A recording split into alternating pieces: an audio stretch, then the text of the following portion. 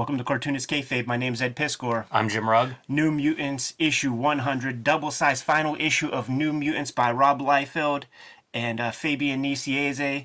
Under the microscope today, Jimmy. How excited were you when this thing came out? This is literally the peak of my Rob Liefeld fandom. Like, the day this came out, I was the most excited probably I've ever been for a comic book in my life. I loved Liefeld. He was inking himself. He was plotting. Like, there were all these new characters popping up. It was double-sized. Like, this was it for me, man. I was buying this shit off of, like, the equivalent of a newsstand in my town. So I was up to whatever came out that week is what I'd get. I didn't always know what was coming out or when an issue was coming out. And that's a good day at the, not a comic shop, but at the New Comics Day for me, man. This was about as good as it got back then. My memory is that this came out like the same day as Uncanny X-Men 275, a double-sized Jim Lee issue. I'm not positive that's right. I think that doesn't actually line up correctly, although it might.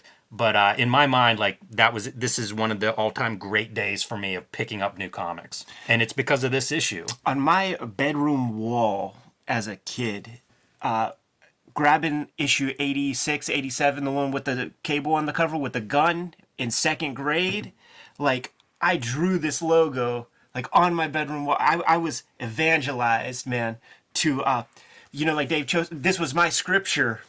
Yeah. As a little dude, the Rob Liefeld New Mutants, man, where I don't even know if the stuff was newsstand before Rob got on the, I don't ever remember seeing New Mutants comics until the fateful day going in, like, the drugstore. I think I had a sore throat and had to get that pink bubble gum, moxicillin or whatever, and I just saw this little old Terminator dude with the shiny eye and a gun.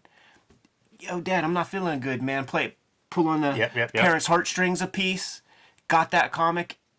It was inked by Hilary Barta, so it's no slouch, but it wasn't raw, but it was interesting enough that I kept on it. So I'm in second grade, Cable comes out. I'm in third grade, Deadpool comes out.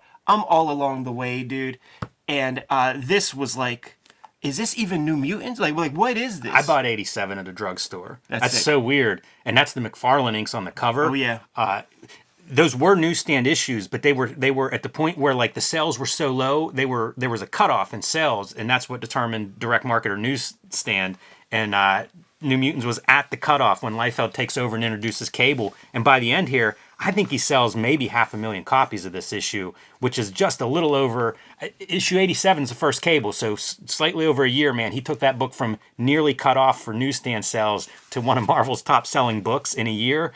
That's incredible. Oh, yeah. Cartoonist Kayfabe, the YouTube channel, is subsidized by the comics that we make. Coming out in March and April 2022, Jim Rugg's Hulk Grand Design, where he takes 40 years of Incredible Hulk comics, distills it down into a high-octane romp, man. 40 pages apiece.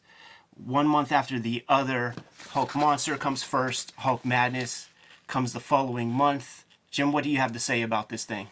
I say this, Cartoonist Kayfabe community out there, I want this to be the most requested comic that comic book shop owners have ever seen.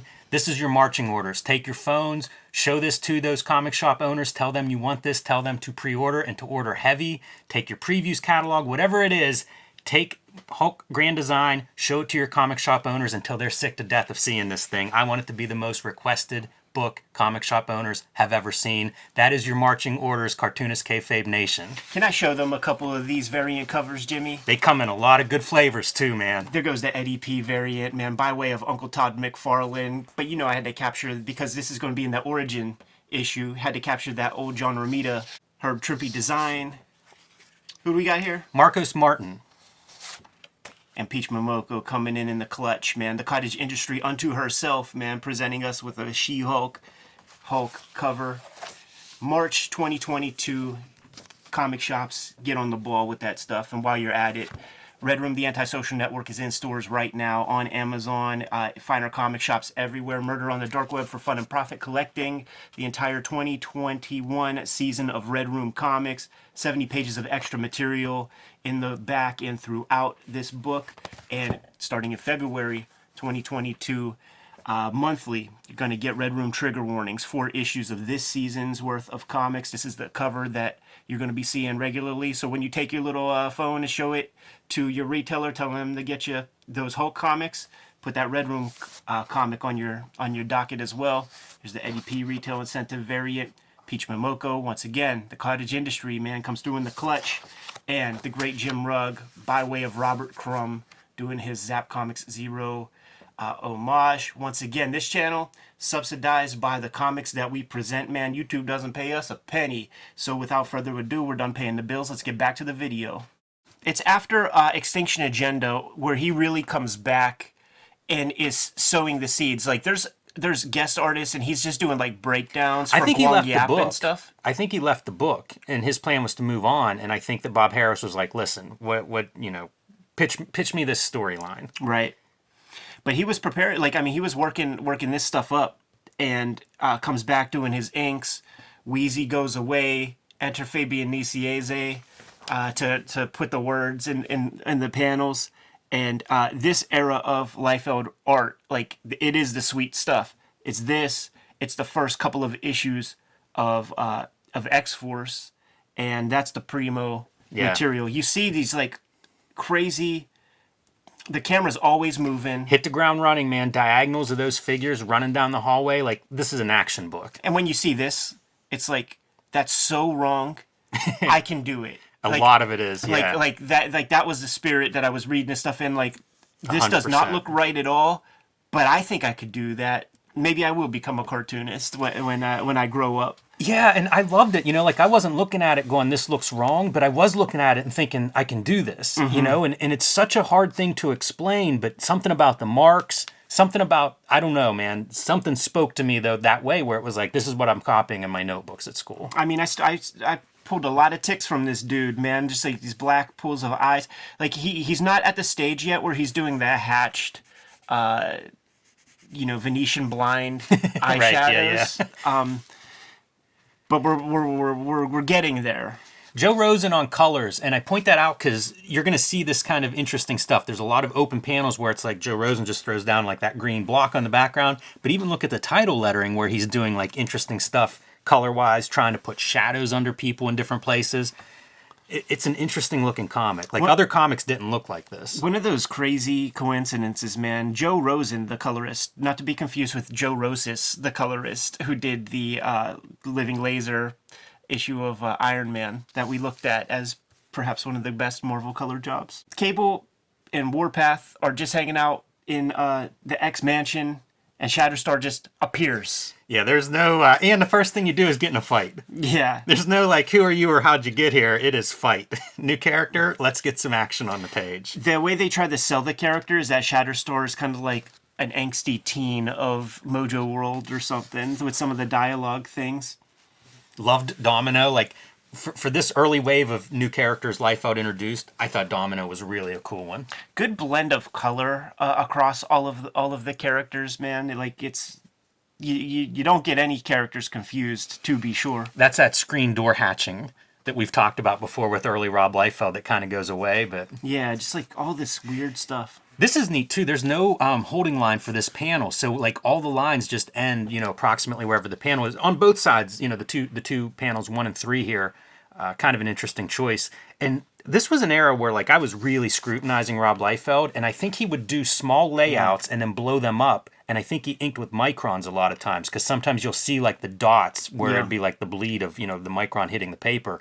But you see that effect of almost like it's blown up, and he must have seen something in the blow-ups and gone, you know what, that looks good. That's how I'm going to hatch this, or that's the line I'm going to try to create, at full size. It's pretty interesting. Like, again, it's marks that you weren't seeing in other comics. It's true. On the Levi's commercial, the Button Your Flag commercial, where he's sitting at the desk there, Spike Lee's with him. Like, where that is, Dan Fraga took me to the exact office. He subleased just like a little corner in his uncle's law practice to set up his drawing table, get out of the house, and go to the office, have a little, something to expense. And I imagine that a lawyer has a Xerox machine on the premises, man, that you can use. So get your little reduction wheel out, draw your little thumbnails, blow it up 120%, light box that shit off. And if you are faithful to the light box, you do get these like weird, like far apart hatch lines that really aren't hatching. Cable was such a badass, man.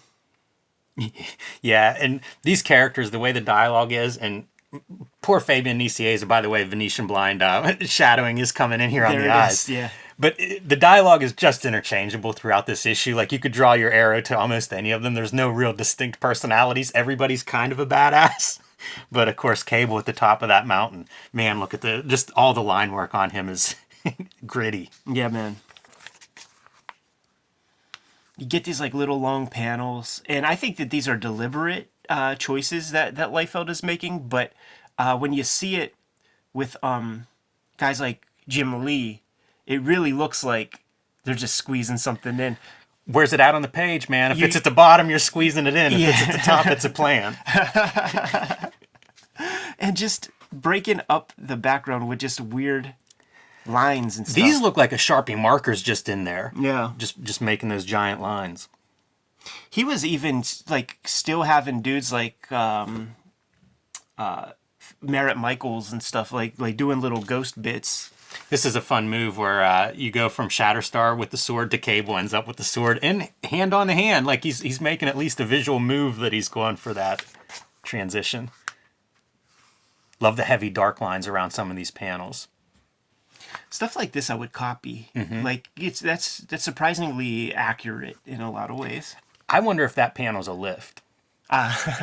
And I mean, I'm not saying it because it's accurate, but the shading on it and stuff's really distinct. I remember, and it might have been in a wizard column on drawing, but there'd be like a face and it would have maybe a dozen different lighting techniques on it. And I saw more than one artist talk about that kind of thing, you know, of like trying to study light, but you'd see this stuff where it's like a light source is underneath or over top or straight on or whatever. And it kind of reminds me of that type of thing. So here's the story for the issue. After 14 pages of fighting Shatterstar, they're in the X Mansion. You know, the New Mutants, Cable and the New Mutants inside the X Mansion. This Shatterstar guy shows up, and a bunch of like weird aliens are coming after him. In the ductwork is Feral, former Morlock, looking for exile, and she's got Morlocks chasing her. So the mansion effectively compromised. Yes. Our guys need to get the fuck out of there and go find somewhere else to hang out. That's exactly right. The Feral, the Rain to Feral transition, kind of bizarre. Because they had, like, you know, Wolfsbane was part of New Mutants and was a werewolf. You know, like, when Liefeld drew, I think he drew her at some point. Yeah. Kind of looked like Feral, you know, real similar design. Yeah, and they got rid of her through Extinction Agenda, but maybe he had some love for the character. I think Feral's way radder looking. The little Reed Richards thing happening. And also, like, these Morlocks, they have, like, a costume budget. They're sharing costumes. So there it is, man. We got the Mojo World bad guys. We got the Morlocks. Boy, that is pretty generic goons on both sides of that spread. That's got them right, and they just show up, man. They're just there, you know, inside these sub-basements of the X Mansion. I do like these little panels like this. I'm a fan of those. We'll see several of those throughout this issue going forward. I'm glad you pointed those out. I think they're pretty fun. Got our Shatterstar origin story here, man. Art Adams, the influence is not to be understated in terms of line work and in terms of spirit. Shatterstar, Rob Liefeld is kind of marrying this new character design with Longshot. Yes. And these couple of pages are illustrating that. It's neat how much reverence everybody had, because I come into reading after the Longshot miniseries, and I end up picking it up eventually, but it was such reverence that guys would talk about it, because Jim Lee was eager to do like Longshot in X-Men. Whenever he takes over X-Men or Chris Claremont moves on, he brings in Longshot. And Liefeld, same thing, you know, here with Shatterstar. Yeah, you would hear Longshot and Adam's name mentioned a bunch when Longshot shows up in the cartoon. I was like such a Longshot fan as a little kid. When I was going to get back issues of X-Men with whatever kind of money I could scrape together, you know, I'm grabbing the ones with Longshot on the cover, Longshot and Dazzler on the cover, man. That Silvestri would put together. And you know what, man? Like, I held those comics in such reverence that they were the only comics I had in a back and board. and some douchebag kid was over my house, man, saw that those were the only comics in the back and board and fucking stole them from me, man. Wow. Bummed me out so bad. Wow. Joke's on him now. They talk about Spiral in that flashback and don't really show her, and it's a shame because I think that's such a cool looking character. He's pulling out the Kyle Baker. Listen, I'll draw one set of arms. One set of arms. I was going to say, I think that's what makes her such a cool character, but is really hard to draw. Yeah. Where the heck do you put those blades, man? I love all these characters that have like 4 arms or 6 arms or 3 on one side, but terrible to draw.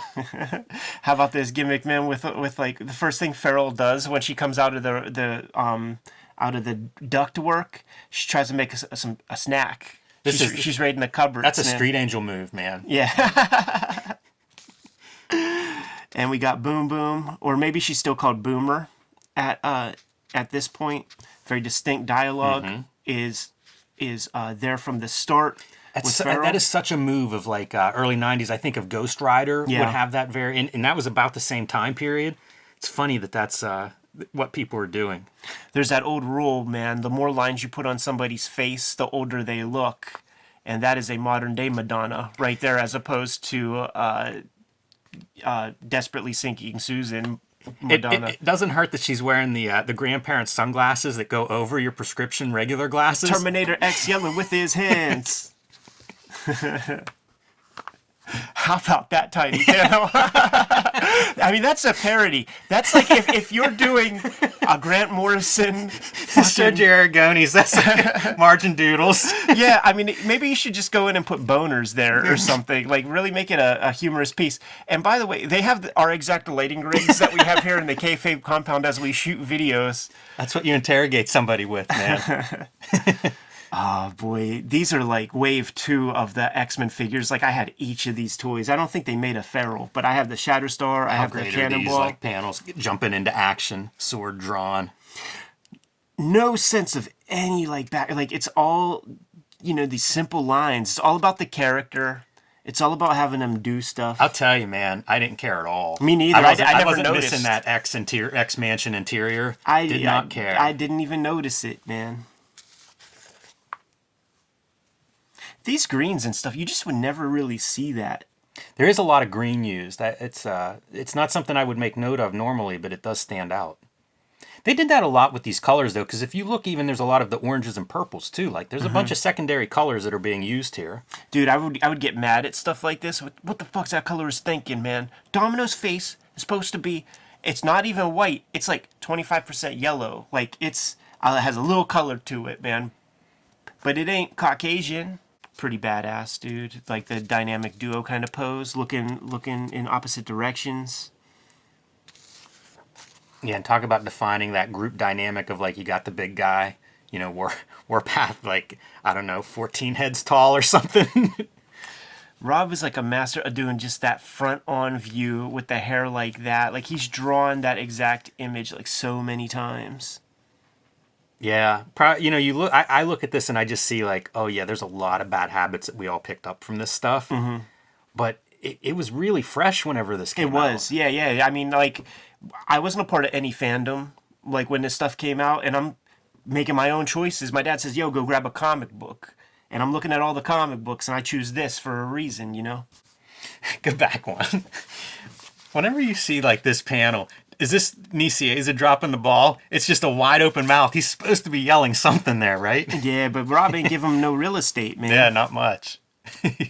2 characters with open mouths. Here, nobody's talking, but... See, if I was the plotter, he'd be like, hamburger.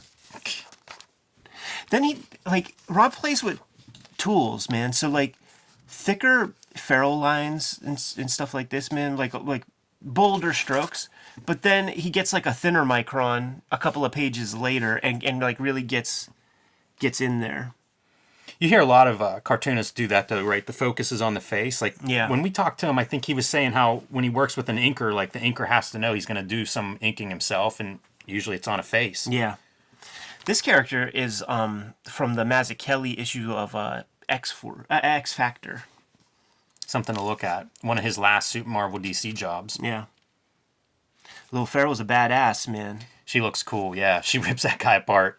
When you see this, do you think that might be some kind of, like, computer setup? Like, it can't be, right? Yeah, I don't think it is. It is, yeah. I mean, they're still hand-drawing at this point. Yeah. All that lettering. Definitely the lettering. I'm talking about the color. That like you see how there's like orange inside of all the Yeah, whole. it's a good call. I don't know. That's weird because that is such a computer coloring move. Maybe it is early digital coloring. It's possible, you know. I mean, when does Olaf start coloring Akira digitally? You know, like it's a couple years before this. Yeah. The gang's all here, man.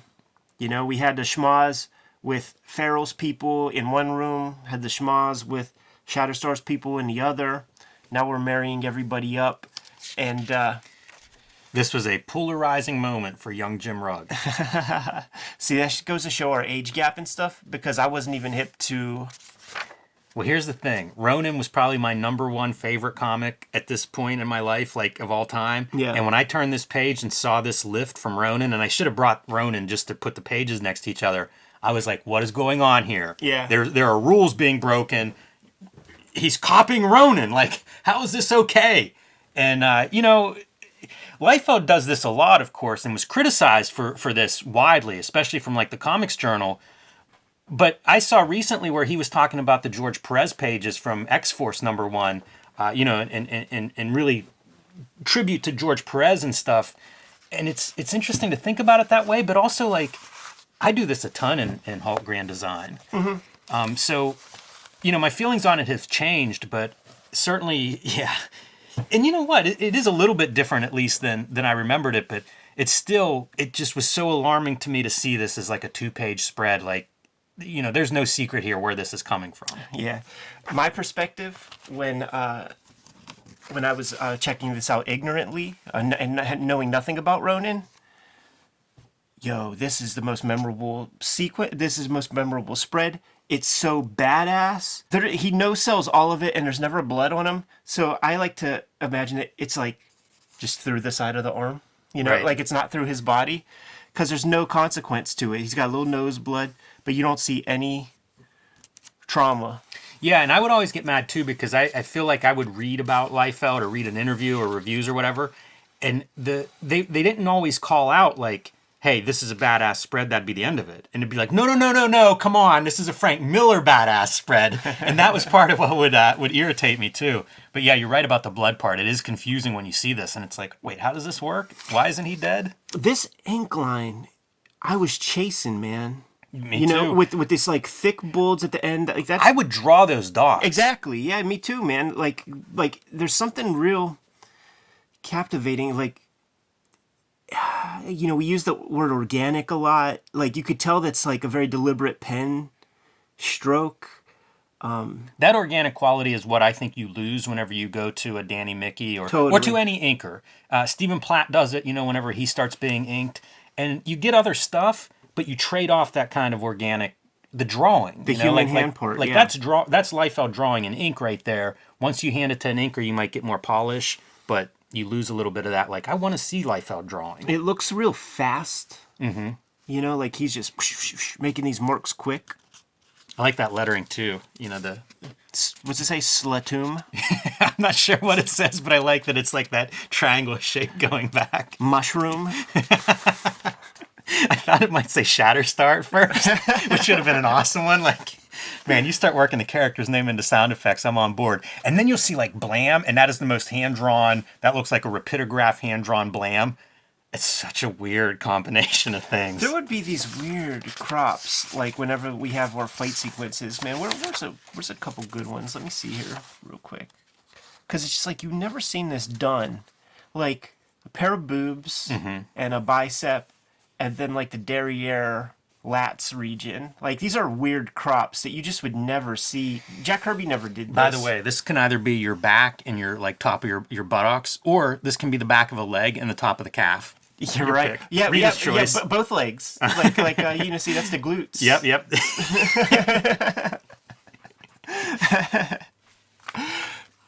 Badass proportions.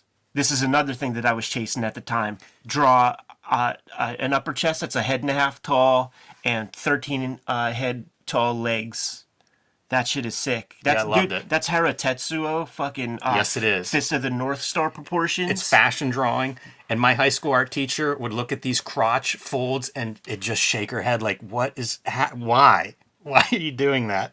You know, this is the power pose, though. This is the 90s version of the power pose where, like, you'll see a Jack Kirby drawing, and it is like the crotch, man. Just middle and legs and directional devices focused on it. It's a slightly different direction, a slightly different dynamic, but it's that same thing of, like, superhero comics are about the crotch. Yeah, man. He starts to disabuse the semi more accurate crotch drapery for the straight up highlight lines pointing to the prow. It's just an asterisk. He'll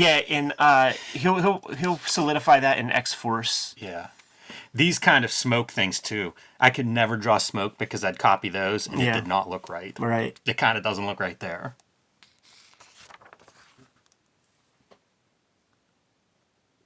It is funny as they're like going over their plans to form X-Force and go on the move and stuff.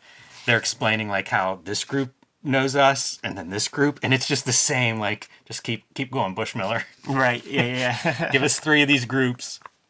Spell it out. So we got to get the hell out of here. Are you with me? Let's do it. An X-Force, question mark? A little crude, but it's got some possibilities.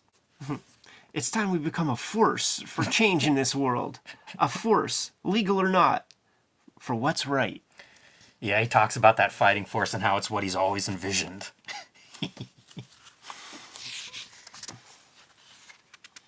And then, the coup de grace, the little end piece, the cappers are perfect. We got our little moment with the original Exactly. New Mutants here, reminiscing about all the New Mutants that have gone away, come and gone. And then a little friends with benefits here. And this is just bullshit. Right? Like, this is just total bullshit. Like, I don't even, like, what are we doing here? This is like, you're using the Ken Burns filter in iMovie, and you accidentally, like, have it on. Yeah, there shit. should be like some message spelled out or something. Yeah. Hey, it's a double-sized issue, Ed. Like Alan Moore would have, like, it would have been some clever thing, Burma shave. Maybe have a Wolverine claw come through it or something. Maybe we get even closer and there's like a super small little mutant. It's not even half a page. It's like 2/3 of a page. It's more than half a page on that sign zoom. This is where shit gets real. Yeah, man. Very confusing for me. Still confusing for me on the reread, by the way. But very excited to pick up X-Force #1 to see where everything goes. Yeah. We got our guy, man. Hidden headquarters of the Mutant Liberation Front. I would always be impressed when dudes could draw metal like Colossus, and I would just look at that and try to figure out, like, how on earth does that look metallic? Like, look at their tools. Like, it's impossible. Right. This is not the best metal. Very, very, like, when you have that organic line. Yeah, that hatching does not say shiny metal to me. This is where we bust on Fleer for having Tom Glavine, Golden Glove, pitcher for the Atlanta Braves, and his baseball card is him sliding into second base. Like, what the fuck? Right? Yeah. He used to take us to school all the time, man. Great rivalry against the Pittsburgh Pirates. Where's Thumbelina? I guess maybe her first appearance is X-Force #1, man, calling out a new hotkey. My takeaway rereading this is how much this is the X-Force team. Right. I mean, it's Sam and Boom Boom and Domino. Like, it's really them. Yeah, Siren comes later. Forgot about Siren. Yeah, man. And then here we go. And this Mutant Liberation Front gimmick is exactly X-Force. Like, they're talking about striking back to Genosha, and it's a military strike team. Like, it's exactly what we just listened to Cable describe X-Force as going to be. And then... there he is. World shattered. Cable's playing two sides of the fence, man. Or is he? Because this guy has a little of a mullet. Oh, I didn't catch the mullet. Yeah, see, the mullet is strife. He no-sells it here. No mullet, but a little bit of a mullet there. Yeah, in between panels, he's like doing the head toss, the slow motion, shake it out. Cindy Crawford, baby. Yeah, that's how you end a series with a new one in the works. June, starting this June. So he did a double-size gimmick, 47 pages of comics for this, and then 2 months later, that's like a double-size issue. That's unbelievable. In my memory, it's like months pass between these issues, and it's just 2 months on the cover cover date. Yeah. Wow. They really pushed that stuff too, man. It was like the cover of previews. Like I have that Diamond catalog with the X-Force being promoted. It was everywhere. Yeah. You know, like the Levi's commercial comes out, I think, when like issue 2 or 3 is out or something, man. Like right around that time, it all happened at the same moment. Yeah, it's incredible to look back on it because when it's unfolding in real time, it feels like this is my a year of school or something like for this to happen. And then you look back and it's a couple of months and it's all of that stuff condensed into a couple of months. Yeah, that's a busy time, man, for these dudes who are getting royalty checks like they've never seen before and they're supposed to stay on deadline.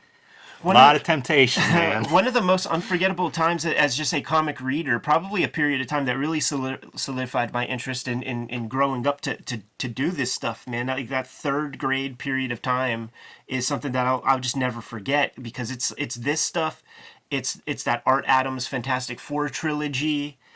Jim Lee, like the Extinction Agenda stuff, like all that shit is coming out at this moment in time where I actually have a couple of friends who are drawing comics with me and stuff. It'd be interesting to see that like that year because Extinction Agenda starts 6 months before this issue. Like that's not long at all, you know, and it runs 3 months, you know, like it's literally like 3 months and then we get this in 3 months and now it's like we're on the cusp of X-Men 1, X-Force 2 is probably out at that point. Like it's a wild time. This is the height of that speculator. Like this is speculator bubble is full on at this point.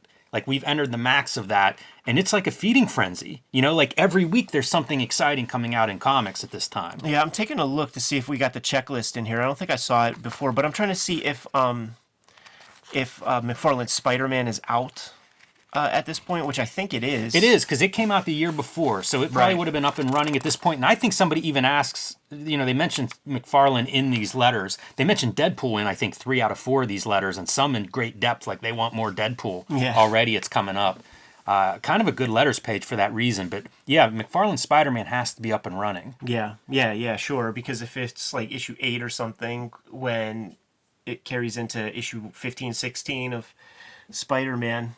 That's the thing, you know, like there was always something, like every month there's a new McFarlane Spider-Man at this point. Eric Larson's, you know, turning into Eric Larson on Amazing Spider-Man. Like there was just, it was such a peak for these kind of comics, like the apex of a whole bunch of really artists that I loved, and they were all producing stuff. Like you say, that Art Adams Fantastic Four run is amazing in this time frame. On the weekends, going to Golden Gate Mall in Baltimore, every weekend there would be when I first moved. I was just in Baltimore for 1 year, and when we first moved there, the weekend stuff at the mall would be in the main like hallways or whatever. Card shows, trading cards. Slowly started to incorporate like weird Tops, Toxic High School, Dinosaurs Attacks kind of cards. By the end of my dad's like work stuff he had to do out there that brought us out there.